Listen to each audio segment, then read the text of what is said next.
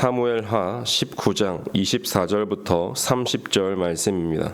사무엘하 19장 24절부터 30절 말씀입니다. 저희가 하나님의 말씀을 한 절씩 교독하신 후에 마지막 절은 합독하시겠습니다. 사울의 손자 무비보셋이 내려와 왕을 맞으니 그는 왕이 떠난 날부터 평안히 돌아오는 날까지 그의 발을 맵시 내지 아니하며 그의 수염을 깎지 아니하며 옷을 빨지 아니하였더라. 예루살렘에서 와서 왕을 맞을 때 왕이 그에게 물어 이르되 무비보셋이여 내가 어찌하여 나와 함께 가지 아니하였느냐 하니 대답하되 내 주 왕이여 왕의 종인 나는 다리를 절므로 내 나귀의 완장을 지워 그 위에 타고 왕과 함께 가려 하였더니 내 종이 나를 속이고 종인 나를 내 주 왕께 모함하였나이다. 내 주 왕께서는 하나님의 사자와 같으시니 왕의 처분대로 하옵소서. 내 아버지의 온 집이 내 주 왕 앞에서는 다만 죽을 사람이 되지 아니하였나이까. 그러나 종을 왕의 상에서 음식 먹는 자 가운데에 두셨사오니 내게 아직 무슨 공의가 있어서 다시 왕께 부르짖을 수 있사오리이까 하니라. 왕이 그에게 이르되 내가 어찌하여 또 내 일을 말하느냐. 내가 이르노니 너는 시바와 밭을 나누라 하니 함께 읽겠습니다. 무비보셋이 왕께 아뢰되 내 주 왕께서 평안히 왕궁에 돌아오시게 되었으니 그로 그 전부를 차지하게 하옵소서 하니라. 아멘. 제가 청소년부가 이제 이번 연도부터 이제 공과책을 이제 진행하게 되면서 이제 총 12주 차로 4권이 이제 이렇게 있는 공과책을 사용하고 있습니다. 그렇게 설교를 하다 보니까 이제 제가 뭐 하는 그런 성경 본문을 선택하는 게 아니라 이제 그 흐름대로 짜여져 있다 보니까 이제 주제별로 이제 성경을 보게 되고 또한 설교를 하게 되는데 거기서 제가 이제 많이 설교하지 않는 헌금에 대한 주제가 나올 때도 있고요. 뭐 관계에 대한 주제가 나올 때도 있고 이제 제가 하기 힘든 주제들이 나올 때가 있는 그것들을 이제 직면을 하고 이제 청소년들에게 설교할 때가 많이 있습니다. 제가 아까 이제 헌금을 얘기했지만 헌금에 대한 건 당연히 어렵고 이제 관계에 대해서 얘기를 했는데 이 이야기를 한 이유가 제가 이제 관계에 대해서 좀 많이 어려워하는 사람이기 때문에 그렇습니다. 이제 제가 관계를 어려워하는데 청소년들에게 야, 서로 사랑해라. 너희가 이제 관계를 잘 해야 된다라는 그런 선포를 하는 것이 제 스스로 이제 좀 꺼림칙하기에 이제 많이 준비를 많이 할 때가 있어요. 이제 그 이유는 저는 이제 사람의 말을 이제 고지고대로 잘 믿지 못하는 이제 경향이 많이 있습니다. 뭐 이제 제가 살아왔던 환경에서 뭐 이상하게 예전부터 뭐 뒤통수를 많이 맞았던 경험들도 있었고 이제 살아가다 보니 이제 앞에서 하는 말과 이제 뒤에서 하는 말이 다른 모습을 보이는 사람들도 이제 경험을 했기 때문일 수 있기 때문입니다. 그렇기에 웬만하면 저는 사람들에게 이제 뭐 관계를 할 때 마음을 잘 주지 않아요. 그리고 이제 그런 모습을 보면서 제 스스로 이제 그런 걸 돌아봤을 때 뭔가 마음을 빼놓고 사는 것 같았습니다. 그냥 생각만 주고받고 그냥 뭐 안부 인사만 주고받는 이제 그런 제 모습을 많이 발견할 때가 있었던 것이죠. 이제 마음을 주고받을 수 없다. 마음은 사람끼리 주고받을 수 없어라는 그 인식이 제 스스로에게 자리 잡혔기 때문에 그렇습니다. 그래서 저는 웬만하면은 말을 잘 하지 않을 때가 많이 있습니다. 그 이유는 어차피 내가 말을 해봤자 상대가 이제 내 마음을 받지 않을 것이다라고 이제 생각을 하기 때문에 그런 경향이 많이 있는 것 같아요. 만약에 마음을 표현해야 한다라고 한다면 웬만하면 진심을 전하려고 노력을 합니다. 하지만 뭐 제가 진심을 전한다라고 해서 제가 무조건 옳다라는 것은 당연히 아닙니다.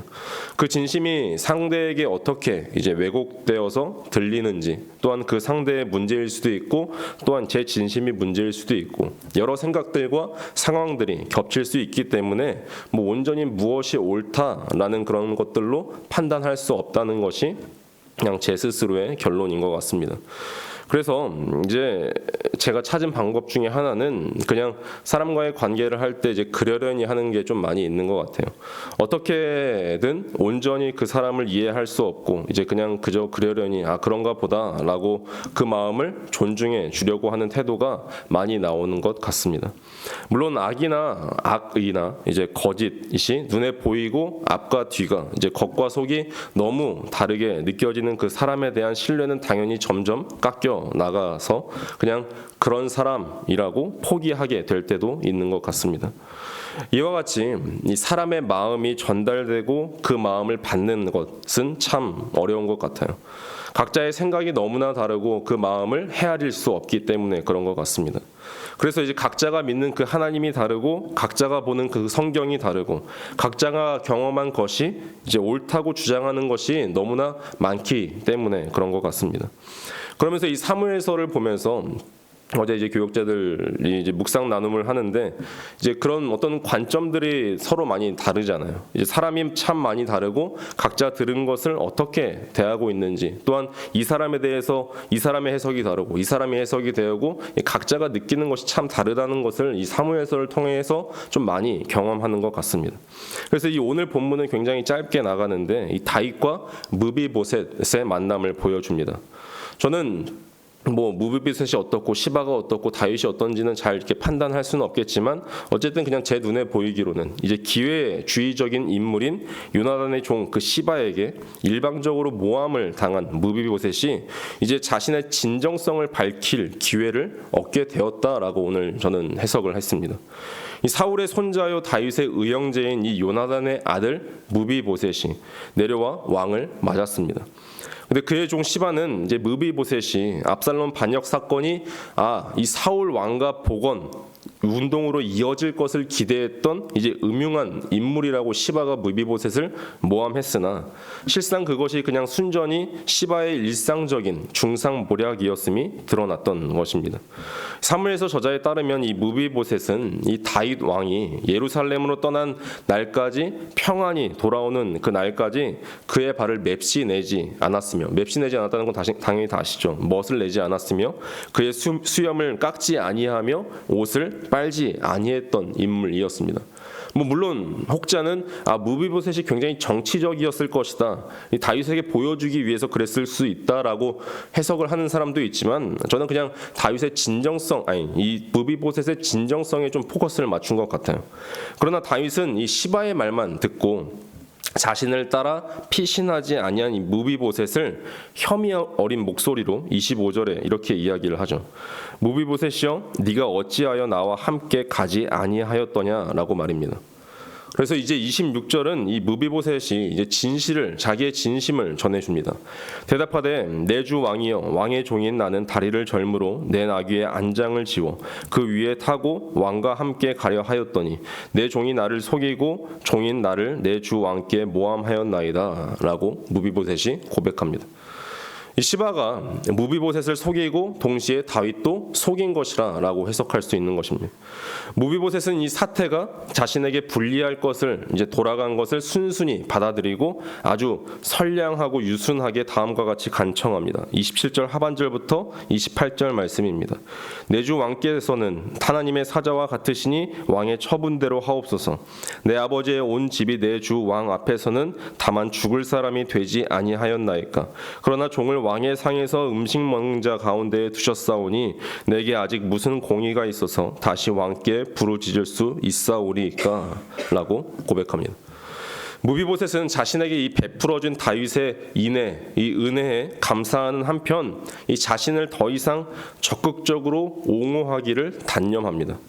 다윗 왕은 이 무비보셋의 진심을 받아들여야 함에도 불구하고 예상외로 냉정하게 반응해요. 29절 상반전처럼 왜 아직도 더 말하려는지라는 그런 걸로 반응하면서 다윗은 이 무비보셋의 말을 구차하고 석연치 않은 그 변명으로 들었다는 말입니다. 다윗은 이 무비보셋의 억울함을 온전히 신원해 주지 않고 또한 주인을 모함한 이 시바를 징계하지도 않고 한때 시바에게 양도해 주었던 이 무비보셋의 밭을 그냥 시바와 나눠 가지라고 결정해 버리는 사건이 오늘 본문에 나와 있죠. 그래서 30절에 이 무비보셋의 진심이 터져 나옵니다. 무비보셋이 왕께 아뢰되 내 주 왕께서 평안히 왕궁에 돌아오시게 되었으니 그로 그 전부를 차지하게 하옵소서 하니라 라고 말씀하고 있습니다. 자신은 밭에 아무런 욕심도 없으며 자신에게 중요한 것은 진실을 알아주는 것임을 말하면서 오늘 본문이 마무리가 돼요. 누구에게 더 마음이 가십니까? 뭐 시바에게 마음이 가십니까? 아니면 다윗에게 마음이 가십니까? 아니면 무비보셋에게 마음이 가십니까? 뭐 다윗이 틀렸다, 무비보셋이 옳다, 뭐 무비보셋이 틀렸다, 다윗이 옳다 이렇게 판단하면 저는 마무리하고 싶지는 않습니다. 진심을 전하고 이 진심을 진심으로 듣는 것은 참 어렵다는 것을 오늘 본문을 통해서 저는 많이 느낀 것 같습니다. 각자의 그 생각과 마음, 그리고 또한 그 상황들, 그리고 내가 들은 말들, 내가 어느 편에 서 있는지 이제 그런 것들 때문에 너무나 다르기 때문에 누군가의 마음과 생각을 이제 받아들이는 것에 있어서 굉장히 어렵구나라는 것을 느끼는 오늘 본문입니다. 분명히 우리는 오늘 본문 이 성경을 읽으면서 누군가에게 분명히 투영이 될 거예요. 재미있는 것은 대부분 내가 무비보셋인 것처럼 억울해한다는 사실입니다. 내 진심을 받아주지 않아 왜 이러는 거야? 라고 무비보셋 같은 태도를 취할 때도 있습니다. 그런데 우리는 재미있게도 대부분 다윗과 같은 태도도 많이 취할 때가 많이 있어요. 누군가의 마음을 듣고 공감하기보다 그냥 빨리 해결책을 줍니다. 내가 이미 시바의 말 들었으니까 그냥 대충 나눠 가져 라고 하는 게 편하거든요. 우리에게는 이 두 가지의 태도가 전부 있어요. 상황에 따라 다릅니다. 그렇게 우리의 마음대로 바꾸면서 내가 쉽게 취할 수 있는 태도를 취해요. 자기에게 정당성을 부여하면서 말입니다. 이렇게 각자의 상황에 따라서 누군가에게 나의 마음을 투영한다는 사실이 저는 그냥 흥미롭게 다가왔던 것 같습니다. 그렇게 우리의 인간의 마음은 굉장히 약합니다. 그리고 쉽게 변해요. 그런데 내가 또 확고하다라고 하는 그 생각하는 것은 쉽게 변하지 않습니다. 그렇게 인간은 모순됩니다. 누가 옳고 틀렸다의 그 중요한 게 아니라 내 마음을 직면해 보아야 합니다. 하나님께서 굳이 이 이야기를 여기에다가 왜 써놓으셨을까? 다윗이 나빴다고 하는 것일까? 뭐 등등. 저는 온전한 답은 잘 모르겠습니다. 이게 제 답인 것 같아요. 그저 만남을 통해 서로의 마음을 전하고 그 마음이 어떻게 다루어지는지, 그리고 이 이야기를 통해서, 이 말씀을 통해서 하나님께서는 나의 마음을 받고 싶으시구나라는 그 사실은 분명하다라는 것입니다. 거짓으로 또한 상황으로 변명으로 나의 마음을 포장하지 않고 깨어지고 아프고 좌절된 그 마음을 있는 그대로 하나님께 가지고 나아가심으로 오늘 우리가 처음 불렀던 그 찬송가의 고백처럼 주님의 평강이 넘치시는 하루가 되시기를 간절히 축원합니다. 기도하시겠습니다. 하나님, 오늘도 우리는 너무나 연약합니다. 하나님, 우리의 마음은 오늘도 너무나 깨어지고 좌절되고 슬플 때가 너무나 많이 있습니다. 하나님, 그것을 포장하는 것이 아니라 하나님 앞에 온전히 가지고 나아가는 오늘 하루가 될 수 있게 하시고, 하나님께서 그 마음을 받으심으로 말미암아 정말 기쁘게 받으셔서 하나님께서 정말 기뻐하시는 그런 우리 한 사람들 될 수 있기를 간절히 소망합니다. 하나님, 더불어 기도하는 것은 정말 그 모든 선교 사역 가운데 정말 열심을 가지고 또한 열정을 가지고 나아가시는 모든 그 선교사님들과 그 가족들 한 사람 한 사람 하나님께서 붙잡아 주시기를 간절히 소망합니다. 하나님, 그곳에서 정말 주님께 받은 그 마음과 그 열정, 하나님의 그 긍휼의 마음을 품고 살아가는 우리 선교사님들 될 수 있게 하시고, 하나님 그 땅과 그 민족 가운데 정말 하나님의 나라가 펼쳐지는 그 역사를 바라보며 하나님을 찬양하며 나아가는 선교사님들 될 수 있게 하여 주옵소서. 하나님, 그렇게 우리 한 사람 한 사람들 정말 하나님께서 긍휼히 여겨 주시기를 간절히 소망합니다.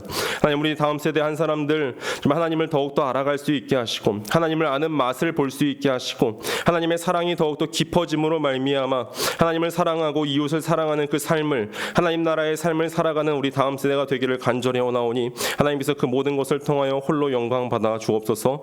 감사드리며 주 예수 그리스도의 이름으로 기도드립니다. 아멘.